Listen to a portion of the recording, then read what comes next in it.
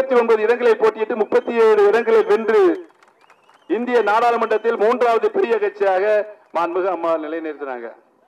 இன்னைக்கு நாடாளுமன்ற தேர்தல் நடக்குது. அம்மா அடிக்கடி நம்ம இவங்கிட்ட எல்லாம் பேசும்போது சொல்லுவாங்க, பகிர்ந்து உண்டாத்தாப்பா நம்ம பசியாரு அப்படின்னு சொல்லி. ஆக 37 இடம் நம்ம எம்பிகளும் 37 இருந்தாங்க, அண்ணன் உள்பட. அதில் நம்ம ஒரு 20-21 எடுத்துக்கிட்டு பாக்கி நம்ம தோழமை கட்சியான பாரதிய ஜனதா கட்சி, பாட்டாளி மக்கள் கட்சி, தேசிய முற்போக்கு திராவிட கழகம், தமிழ் மாநில காங்கிரஸ், புதிய தமிழ் இப்படி கொடுத்து அவங்களும் தேர்தல் என்ன இன்னைக்கு அழகு பார்த்துக்கிட்டு இருக்கோம். நல்லவரெல்லாம் ஒன்று சேர்ந்திருக்கோம், அவங்களுக்கு பகிர்ந்து கொடுத்தோம். விட்டுக் கொடுப்பவரை கெட்டு போவதில்லை என்ற நம்முடைய தமிழர் பண்பாடு. அதே மாதிரி நம்முடைய நல்ல வழியை போயிட்டு இருக்கு, யாரும் எந்த குறையும் சொல்ல முடியல. இபிஎஸ் ஓபிஎஸ் ஸ்டாலின் சொல்றாரு, இபிஎஸ் ஓபிஎஸ் தீப்பந்தத்தில் வச்சுட்டு அலையிறாங்க, தமிழ்நாடை கொளுத்திட்டாங்க. நாங்க என்ன தீப்பந்தத்தை வச்சு அலையிறேன் தெருவோட எங்க விடையை நாங்க செஞ்சுட்டு இருக்கிறேன். அம்மா விட்டு சென்ற பணியெல்லாம் தொடர்ந்து நடக்கணும், எந்த ஒரு திட்டையும் விட்டு போகக்கூடாது. நாங்க பார்த்து கண்ணு கருத்தமா பார்த்து கூடுதலா என்ன திட்டம் அரசின் மூலமாக செயல்படுத்த முடியுமோ அதை செஞ்சுட்டு இருக்கிறாங்க. அம்மா ஸ்கூட்டி தரப்படும் அறிவிச்சாங்க, அம்மா பாவம் நம்ம இல்லப்ப மறைஞ்சிட்டாங்க. அந்த ஸ்கூட்டி திட்டம் போய்கிட்டு இருக்கு. இப்ப முன்னமெல்லாம் இந்த அம்மா அண்ணன் மாதிரி ஜம்முன்னு வண்டிட்டு ஓட்டி போவாங்க, தங்கச்சி மாதிரிலாம் பின்னால் உட்காந்து போவீங்க.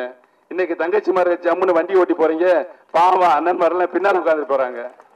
அப்ப ஒரு ஜனநாயக சோசியலிச சமுதாயத்தை புரட்சி திரை மாண்புமிகு அம்மா தான் உருவாக்கினாங்க.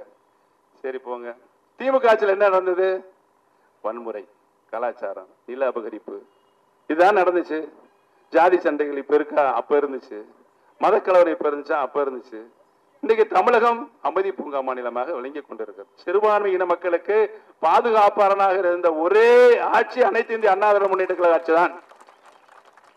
இன்னைக்கு நம்ம முஸ்லீம் பெருமக்களுக்கு ரமலான், புனித ரமலானுக்கு நம்ம 4500 டன் அரிசி நம்ம கொடுக்குறோம் இந்த நோம்பு கஞ்சிக்கு.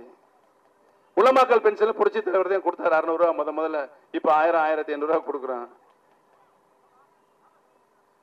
இதுக்கு போகணுமா? ஹஜ்ஜு பயணம் போகணுமா? மானியத்தில் இன்னைக்கு தமிழ்நாடு அரசே மானியம் கொடுக்குது. கிறிஸ்தவ பெருமக்களை ஜெருசலத்துக்கு போகணுமா? அதுக்கு மானியம் கொடுக்குது. இப்படி பார்த்து அனைத்து சமுதாய மக்களும் நல்லிணக்கத்தோடு சமாதானத்தோடு வாழுகின்ற ஒரே மாநிலம் தமிழகம் தான் என்பது எடுத்துக்காட்டாக நாம் வாழ்ந்து கொண்டிருக்கிறோம். அனைவரும் ஒரு தாய் மக்களாக நாம் வாழ்ந்து கொண்டிருக்கிறோம். நமக்கு எந்த பாகுபாடும் இல்லை.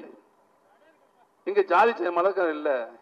ஆனா திமுக ஆட்சியில் தனிநபர்கள் சொத்தை அடிமாட்டு வழக்கி மிரட்டி எழுதி வாங்கினாங்க. அதெல்லாம் பார்த்தோம். அதெல்லாம் அம்மா கைப்பற்றி கொடுத்துருக்காங்க எல்லா பத்தி நிறைய பேருக்கு.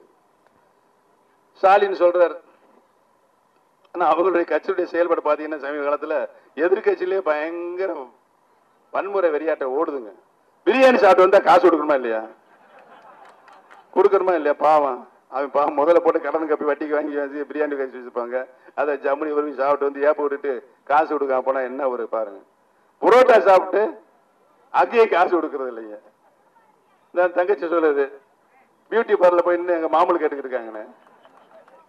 இதெல்லாம் நடைபெறுகிறது. திமுக எதிர்கட்சியா இருக்கும், ஆளுங்கட்சியா வந்து என்ன பாடுபடுத்துவாங்க மக்களை அனுபவிச்சிருக்கிறேன்.